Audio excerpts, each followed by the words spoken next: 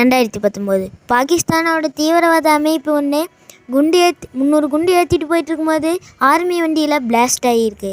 40 சோல்ஜர்ஸும் அந்த இடத்துல spot out ஆகிட்டாங்க.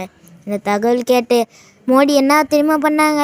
பாகிஸ்தான்கிட்ட உங்களோட இராணுவம் எங்கள் 40 சோல்ஜர்ஸை கொன்னுடுச்சுன்னு சொல்லியும் எந்த பதிலும் வரல. இது தெரிஞ்ச மோடி என்ன பண்ணியிருக்காரு தெரியுமா?